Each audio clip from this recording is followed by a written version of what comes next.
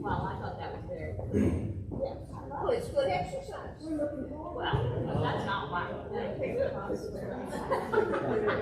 And we say, Christmas program now. They still patronizing.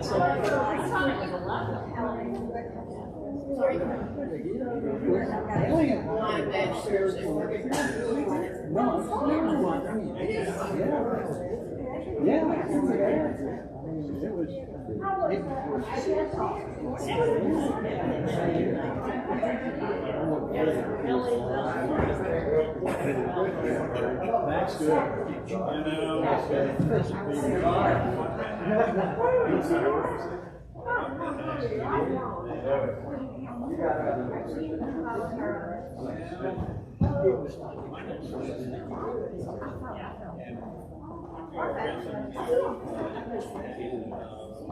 That's good.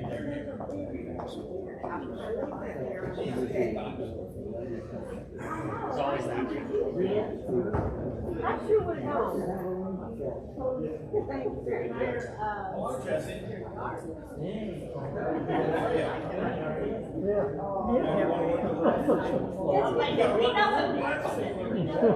We all know who works in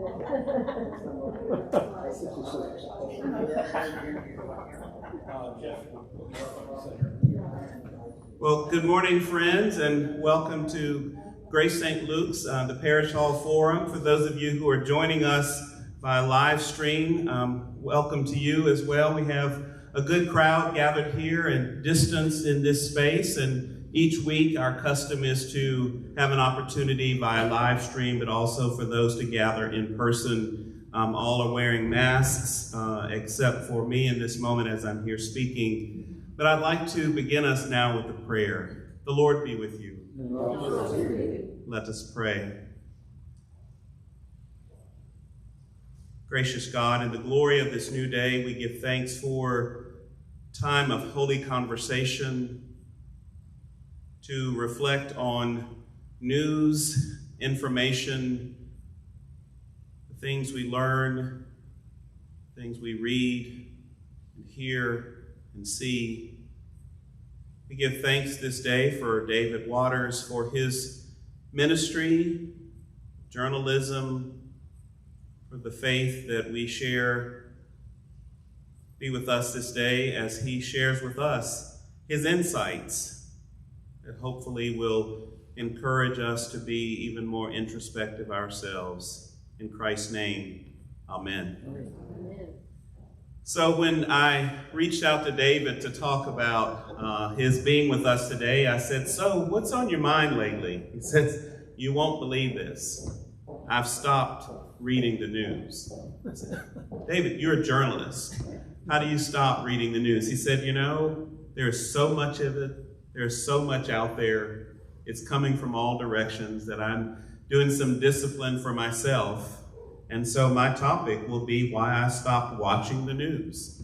And I thought how appropriate that we would hear from him and learn more about what that means.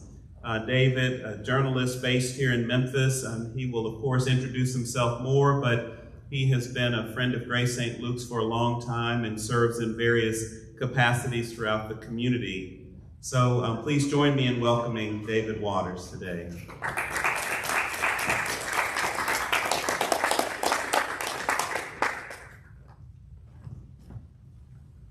Thank you. Good morning. Good morning. Just going to text this. Can you hear me okay? Sure. Yeah. Great. I'll just put it in my pocket.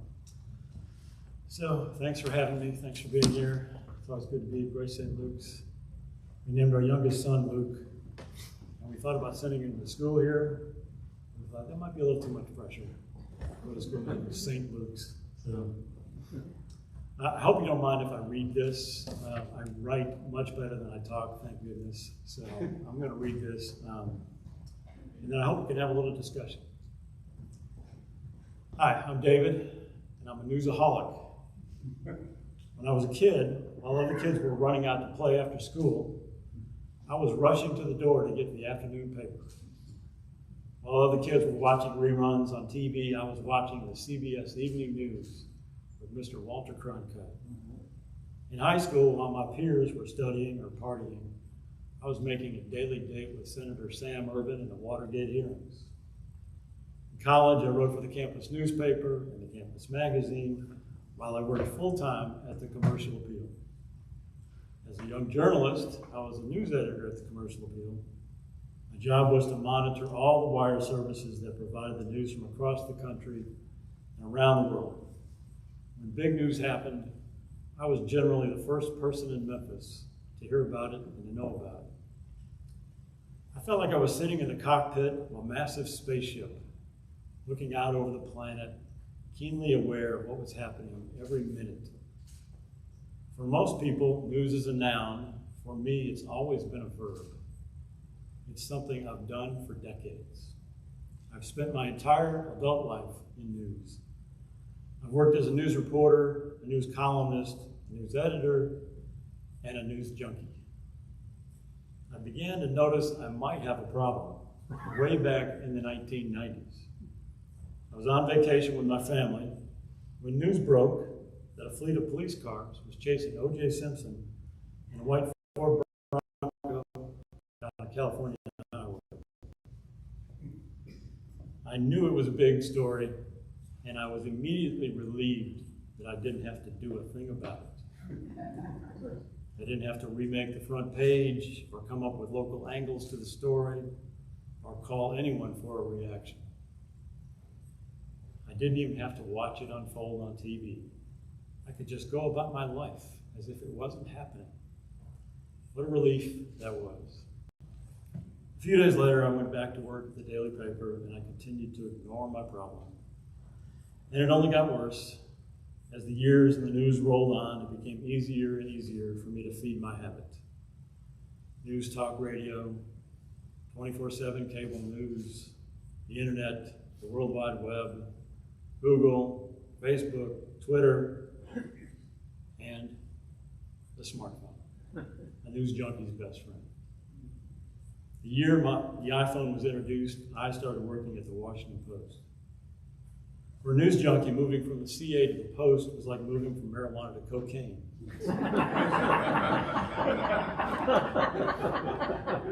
Washington is the center of the news universe. Nearly everyone I met was either making news or covering it. The competition to do one or the other, or both, was fierce and intoxicating. I loved every minute of it. Deep down, I knew that had to change. My first step was to admit I had a problem. And that problem wasn't going to get any better if I kept mainlining the news. Working in DC for the Post was my dream job. It wasn't my dream life. That was back in Memphis, the center of a much smaller news universe. We came back to Memphis in 2010 for a lot of reasons. Most of them had to do with our family and friends and faith community. But we also wanted to disconnect from the news frenzy that is Washington. It was too late. The news had already been nationalized. Maybe it was Trump's election or Obama's election. Maybe it was 9/11. Maybe it was the Bush-Gore election or the Gingrich-Clinton wars. On some level, national news has always mattered, no matter where you live. But at some point in recent history, the national news, and primarily national partisan political news, began taking over all of our lives, politicizing every aspect of our lives, further and further polarizing us.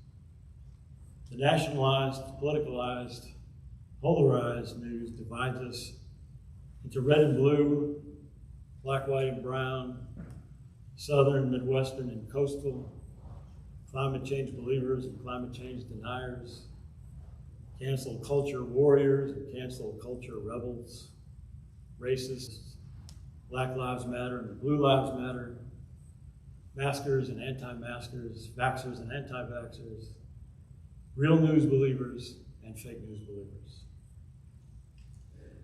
So why am I talking about this in church? I think it was Karl Barth who said we should hold the Bible in one hand and a newspaper in the other. I'm not sure how we feel about holding a smartphone in the other. But I do think the larger point holds. Our world should inform our faith, and our faith should inform our world. People of faith should be talking about the news. What should we do with all of it? What is it doing to all of us? So let's talk about the news for a minute. There are a lot of reasons why we've had this explosion of news. The end of the fairness doctrine in the 1980s, the deregulation of media ownership in the 1990s, the shift in news media ownership from local Main Street to Wall Street, the rise of talk radio and 24/7 cable news, which turned the news into a form of nonstop entertainment, the blurring and erasing of the line between news and commentary, between fact and opinion, between information and misinformation, the decline of local news, especially local newspapers, and most consequential, I think, the internet and the rise of new media, especially social media. When 9/11 happened 20 years ago, more than half of Americans said they got their daily news from local print papers. About 10% got their news online. Today, those numbers have more than flipped. About 10% of Americans get their news from print. Nearly 90% of Americans get their news online with a smartphone, tablet, or laptop. And more than half of them get their news from Google, Facebook, or search engines and other social media sites. New media has had a profound impact on the production and distribution of the news. The business model for online companies doesn't depend on paid customers, but rather engaged users. Content that promotes and prompts some sort of reaction, a click, a like, a comment, a share, tends to generate more clicks and shares and ad revenue. That high response content is what social media algorithms tend to promote. News stories about murders and scandals and insults and conspiracy theories and celebrities and kittens, puppies and babies tend to draw more clicks. Those stories trend, rising to the top of news sites and search engines and social media platforms, and they feed on themselves. That sort of digital sorting of the news has led to another big change. The internet traffics in confirmation bias. The more search and social companies know about us, the better they get at serving us content and ads we like or agree with and click on. And the better they get at filtering out content and ads we generally don't like or agree with or click on. In other words, new media algorithms steer us toward news and information that reflects our own personal, political, and ideological preferences, and away from those that don't. If you click or like or share posts that promote COVID vaccines and masking, you'll see more posts like that. If you click or like or share posts that say COVID is a hoax, or vaccines are dangerous, or a form of government intrusion, you'll see more posts like that. That leads to increasing political and social polarization, and that brings us to the third big change. The internet traffics in disinformation. Disinformation is intentional, false, or inaccurate information aimed at achieving a social or political goal. Social media algorithms not only reward popular posts, they also reward disinformation. Lies tend to go more viral more quickly than true statements, research has shown. So do conspiracy theories, distortions, and exaggerations.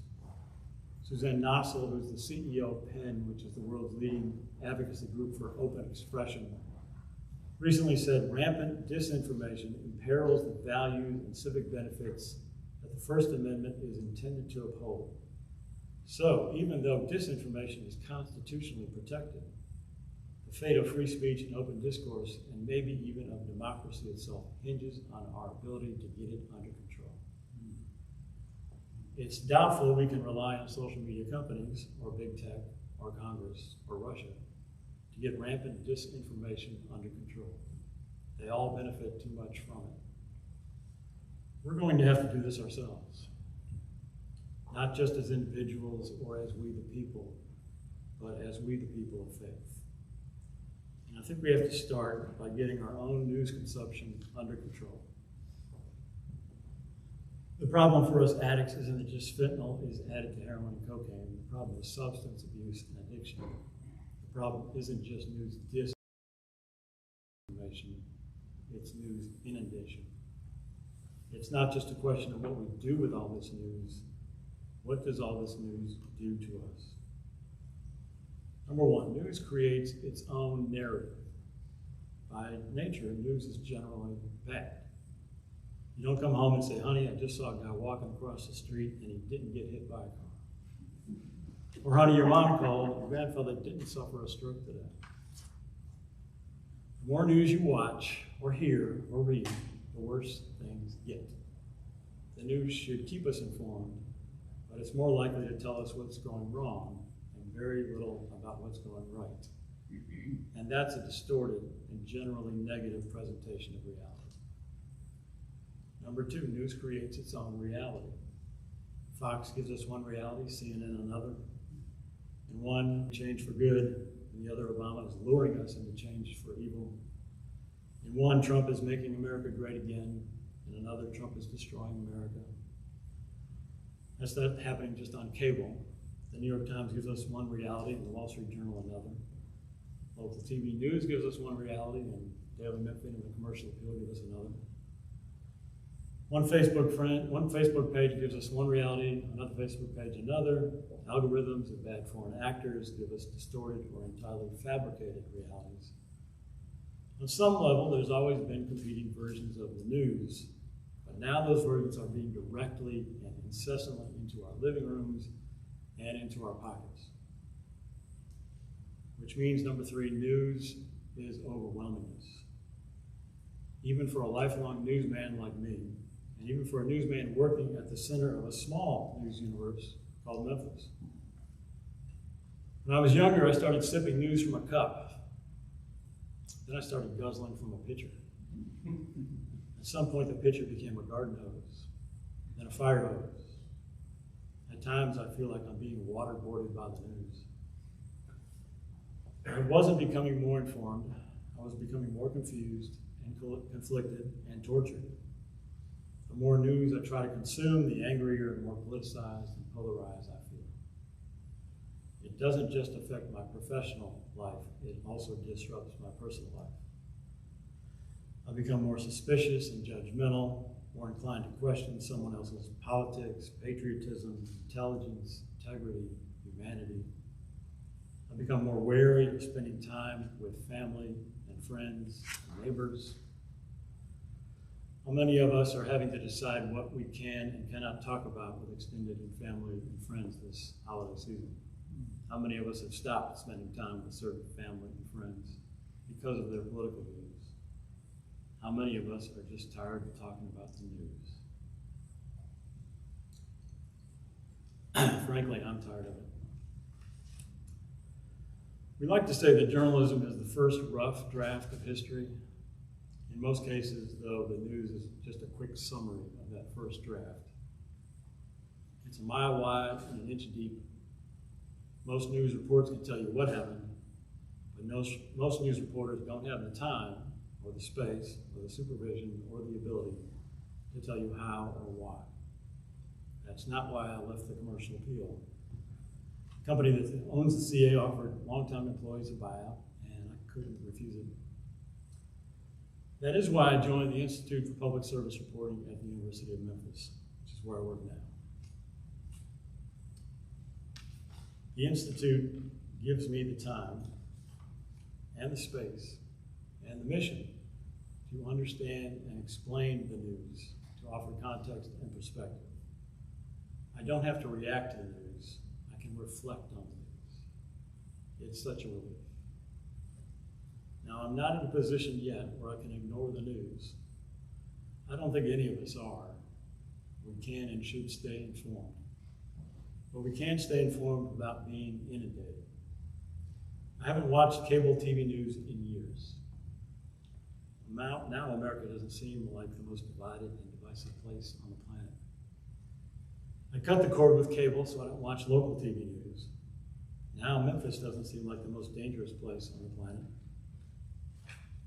I'm not on Twitter. I look at Facebook once or twice a week, and I never scroll down the feed.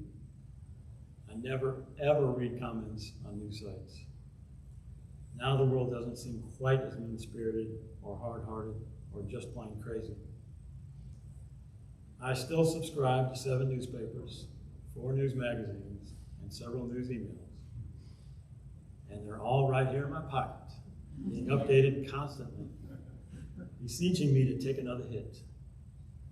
I haven't stopped reading the news, but I am reading less and less of it every month and every year.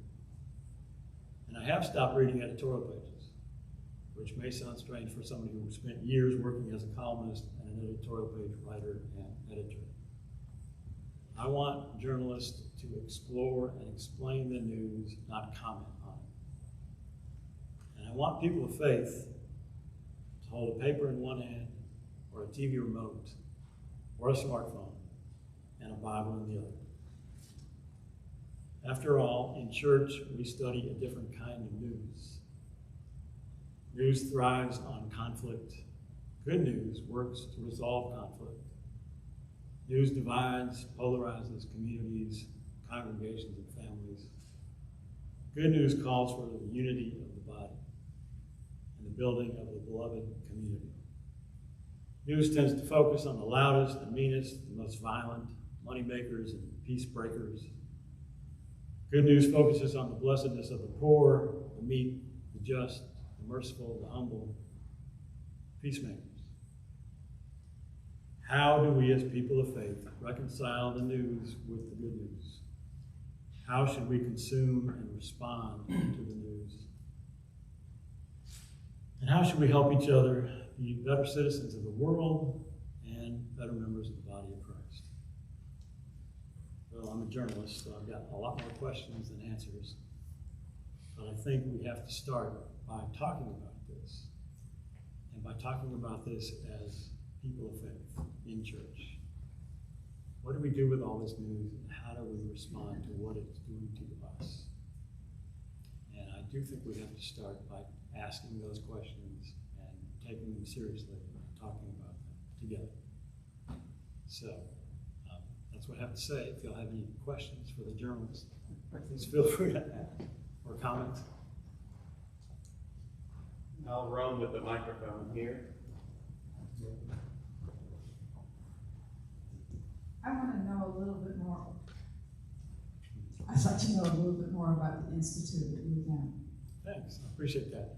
3 years ago, the former editor of the Commercial Appeal, who left, and when Gannett came in and cut the staff in half, Louis Graham, he started the Institute for Public Service Reporting at the University of Memphis. And it sounds a whole lot grander than it is at this moment. We started with one reporter named Mark Paraskia 3 years ago, one of the great investigative reporters in the country, worked at the Commercial Appeal for a long time.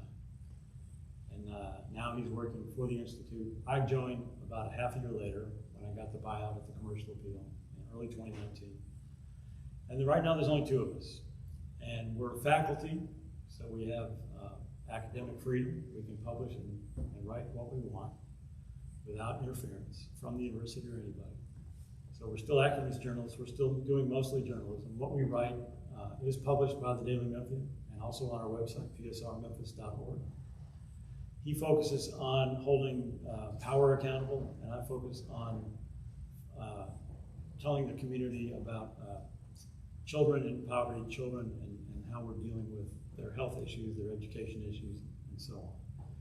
But what we're really trying to do more than anything else is to try to do the kind of journalism that I've talked about here, not just to react to the news, but to reflect on the news, to look at the news and explore it and try to explain what's happening, why it's happening, and what's being done about it. I don't think it's just enough for us to focus on what's going wrong. I do think we also have an obligation to focus on what people are trying to do about that and whether it's working or not. And there are a whole lot more people working on these problems than causing these problems. Just think about any problem. There are an infinite number of people who get up every morning to go out there in Memphis or Tennessee or across the country to try to deal and address with these problems that we all face. And unfortunately, for a lot of reasons, the news just isn't able to focus on that. And I do think one of those reasons is what I talked about, the news being a mile wide and an inch deep. You know, generally when you're a local news reporter, TV, even a newspaper, you don't have a lot of time. You've got to get a story. And the internet has made that even more difficult because, just think about this, we used to have 200 full-time journalists at the Commission Appeal in the 1990s. Now there's about 25. But the space they're required to fill and the frequency with which they're required to fill it, they're not just putting out one newspaper a day. They're putting out a website every minute of every day.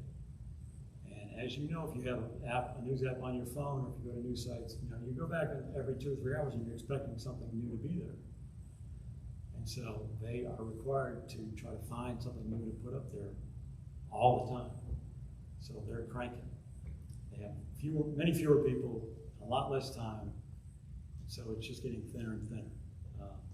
So I think that one of the things we have to think about doing as news consumers is to try to find those places and those people who are able to take the time and have the space to really give us some context and perspective on the news, and not just, you know, what's happening right now. Great question. So that's what we're trying to do at the Institute. We're hopefully going to hire our 3rd journalist next year. Hopefully that person will focus on racial justice issues, and that person will also have lots of time and lots of space to do some real serious job. It's another, we're a nonprofit, we're part of the university. So I think one of the more encouraging trends that I've seen in the past few years, even here in Memphis, is the sort of the shift toward nonprofit news. Wall Street has certain demands, certain requirements of its businesses. And the business model for news journalism just doesn't really work anymore. We just don't have that many customers anymore. We don't have that much ad revenue anymore. You know, in the old days, classified ads covered about 75 or 80% of your revenue stream for a newspaper. And when Craigslist came along, and the internet, and autotrader.com and all those things, the classifieds just more or less went away. So almost overnight, newspapers lost more than half of their revenue. And then subscriptions began to slowly decline because people started going online. And that was another big challenge that they faced. So, you know, it's just the way things are. Things have changed, the business model has changed. So nonprofit news, I think, has to be the future of journalism in America. You've got lots of little things popping up. And of course, the Daily Memphian started about 3 years ago, 4 years ago, and it's a nonprofit news site. And they're trying to make that work. It's going to be a challenge for all of us because we have to figure out how to get paid, how to pay for this work that we do. That's not easy. But I think it's vital. And I think it's vital that we do find other alternatives to Wall Street's business model, which just continues to, you know, cut. Any other questions? So, David, I have a question. I'm just thinking about, for many years, I've read your writings and you're a long-serving journalist. Would you speak for a moment about what today motivates you to write? What is it within you or around you that motivates you to continue on as a journalist, and particularly in your new capacity, but this is something you're still doing. What motivates you to Well, what motivates me other than a paycheck? I really believe in journalism as a public service, and I think it is a public service. I think it's something we must have in a democracy. I don't think it's any coincidence that the number of news journalists has declined at the same time as suspicion of our democratic institutions has gone up. When I started Well, in the 1990s, for example, we had 3 full-time reporters covering Nashville state government, working and living in Nashville, covering state government, from the commercial appeal. There were probably about 30 reporters statewide covering the state legislature. Now there are none from the commercial appeal, and 3 only for the entire state. 2 of those are at the Tennessee. So if you think about being a state legislator, and you know that you've gone from 30 reporters watching you full time to 3, and none of those 3 are probably in your home district. That's a real serious diminishment of accountability. And I think you just multiply that across the country and you see what's happening. So I think journalism is profoundly needed public service in this country. But I also think that we've got to find ways to do it better. I don't think we just can't keep throwing the news at you. It's just not doing anybody any good. There's too much of it. We're just inundated. We're flooded. We don't know what to do with it all. We don't know where it's coming from. How many of us are able to take the time and really able to discern where we're getting our information? Is it from a trusted news source where professionals, working under ethical standards are trying to do this the right way? Or is it from a far left group or a far right group? Is it from Russia? Is it some algorithm that popped up somewhere? We just don't know. And I think that's really a problem. So I think the second thing we can do is to take time to think about where we're getting our news and information. But going back to Ali's question, I think it's important. I also think we have to find ways to do this, and that keeps driving me. But I also think that it's important for us to shine. The best description I ever heard of journalism was that it describes reality. Good journalism should describe reality. Well, reality is not just all bad. Most of what's happening around us is actually pretty good. People are really trying. We're working hard. We're making things work for the most part. And we need to be writing about that too. We need to be telling each other about that too, because that encourages us, that gives us hope. And that is reality. So I think the other thing that still pushes me and drives me is to try to find ways. Yes, we've got to talk about the problems that we have. Yes, we've got to shine some light on those things. But at the same time, we have to bring some balance, some equilibrium into the news and say, yes, this is a problem. Yes, this is not being done well. Or this is being done poorly. What's being done about it? How's that working?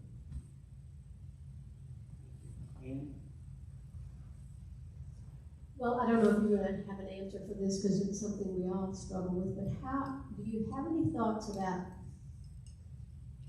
how to have conversations with those who disagree with us?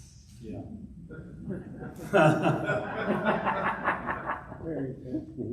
Well, I mean, you've got 60 seconds. Yeah. Short answer, no. But I do think we have to find a way. We have to try.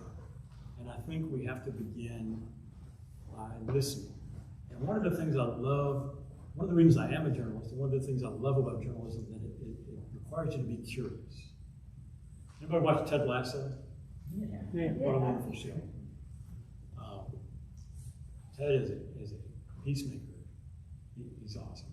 But one of the things Ted Lasso says in the show is to be curious, not judgmental. And I think that's really important. I think we have to begin with curiosity. We have to begin to try to, I want to hear why you think this way. I want to hear why you're not getting a vaccine. I want to hear why you voted a certain way. I want to hear why you don't think climate change is real, or whatever the issue may be. Tell me about that. Talk to me about that. Most of the time, we obviously find behind anger, there's something else. Anger is the second emotion, right? So why are people so angry about something? Well, it's because they don't feel heard, or they feel misunderstood, or they're hurt somehow, or they've been hurt in the past about something. There's something behind that. So let's get to that. Let's talk about that. I think when we start acknowledging each other's worth and value and humanity, no matter what we think about that, we have to find a way to meet here and to hear each other. So hopefully, if you open up and say, I want to hear why you think this way or why you did it that way, and just listen, allow a person to talk, and not try to be judgmental or argumentative or change anybody's mind. And maybe that'll open up a path of communication, a channel for you to talk about why you feel the way you do. I think it's easier, hopefully, to do with family and friends than with strangers. But I do think, another thing we have to think about is how not just polarized the news and politics has made us, but how we've sort of polarized ourselves in many ways. I mean, we go to church with people who believe similar to what we believe. We tend to live around people who are more like us. We tend to send our kids to schools with other kids who are more like us. And we have further and further isolated and insulated ourselves from each other. I don't know how you start breaking down those walls. And I don't know how you start communicating across lines. I mean, should GSL go hang out with Bellevue? I don't know. I think that would be cool. But I don't think it has to be something like that. But I do think it starts at a personal level. We're about to go into the holidays, and I've got a brother-in-law and a brother and a couple other folks in my family who just don't see things the way I do. And I really want to understand. I really do. I'm really curious. Why is it that you think this? What makes you think that? Where'd you get that? And I also want to talk to them about the information they're getting. When somebody tells you something, ask them, where'd you hear that? Who told you that? What information? Where'd you get that information? Let's talk about where that information came from and what might be the purpose of that information. Is it misinformation? Is it disinformation? Is it politicized? What? So I think there's a lot of things we can do, but I think it begins with being curious, not judgmental. Yep. Thank you for speaking with us, David. Can you pull back the curtain a little bit, particularly with respect to Memphis, the Daily Memphian, or the CA, and explain how a news story comes about, right? How does a reporter discover something that he or she wants to write about, and what's the timeline and process for them to actually get it in print? Well, it's a good question, and the process generally depends on the person and the organization. I think one of the things that has happened because we've lost so many local journalists over the years is that we've lost a lot of institutional knowledge over the years. The reporting force generally is a lot younger and a lot less experienced. And there's also news reporters have a lot, this has always been true for TV and radio, but it's now true for newspapers too. Generally speaking, newspaper reporters have a lot less time to learn their subjects. So for example, I used to cover religion as a beat, and I spent 10 years doing that. I had 10 years that I spent devoted to learning more about the religious community and learning as much as I possibly could. Nowadays, there's no religion reporter. Most reporters don't have a beat. Most reporters don't spend more than a year or two on a beat. And you can't possibly know what you're writing about right away. You have to start learning about the people you're covering, learning about the issues you're covering. You have to become an expert. And that's difficult if you don't have the time. And I think one of the things that the Institute provides for us is it allows us to become experts, not total experts, but more gives us time to develop expertise on what we're writing about. I can spend weeks and sometimes months learning about an issue. Right now, I'm learning about HVAC, indoor air quality in schools. How exciting is that?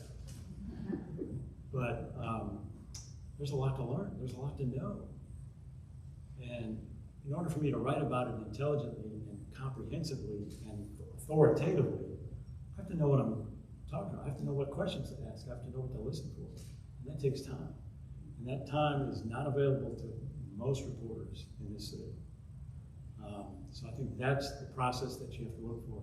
The other thing I mentioned earlier is that we're generally required to produce more because we have websites to fill and we have to keep posting, and that means you spend less and less time. So I would say generally, if you're covering a news story, a kid gets shot at Cummings, a Kroger shooting in Collierville, something like that happens.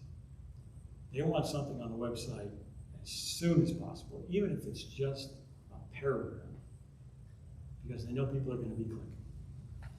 So you might have time to go out to the site, you might not, but you might have time to go out to the site, and you've got to get some information within 30 minutes to be able to post whatever you get.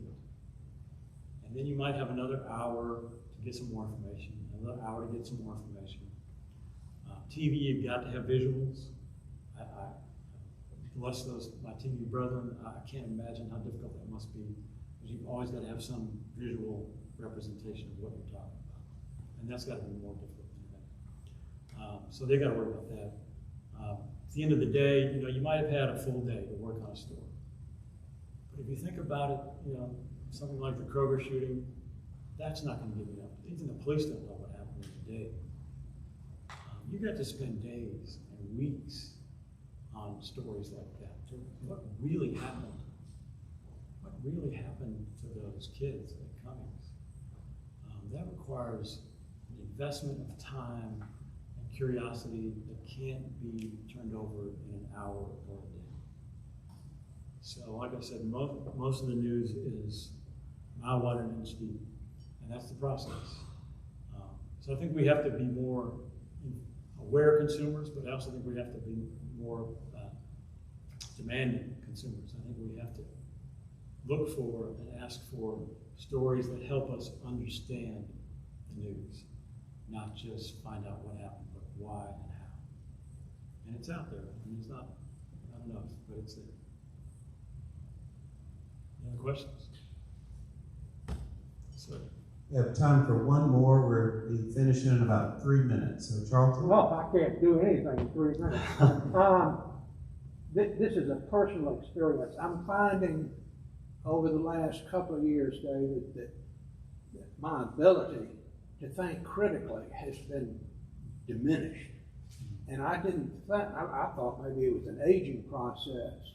But what I'm connecting it with this barrage of news that we get. There's so much of it that we become mentally incapable of trying to weed through all the information we're trying to assimilate. Yeah. And I personally, all of a sudden, I just have an emotional reaction without, well, here are the steps, here's the reasons why, and I get consumed by the emotion without going through the steps of the critical thinking. Yeah. Now, maybe has anybody shared that experience? Well, no, I think that's absolutely right. And I think that's the inundation. We're just inundated. We're flooded. We're overwhelmed. News and information keeps coming at us 24/7 from all kinds of directions. And it's not just news and information. It's reaction to news and information. So cable news, social media, comments on websites. Those are people with sort of immediate gut reactions to the news. So, and that filters down to journalists. Journalists react to the news. Well, we have to not just react to the news, we have to take time to reflect on the news. And we are not getting that time, we're not taking that time, not just as news producers, but as news consumers. And that's why I think it's important for us to sort of stop allowing ourselves to be inundated, to cut back on the news that we're getting, wherever that's from. Just, get less. Find 3 or 4 really solid, respected sources of information. And it doesn't have to be a newspaper or a radio show or social media. It can be the National Geographic, or it can be, there are lots.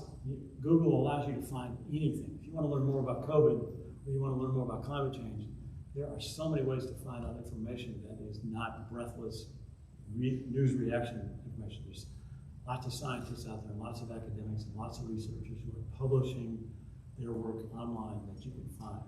So I think we have to be more discerning, we have to be less reactive, and we have to be more intentional about how we find our news and information. Thank you all very much. Sure. Thank you.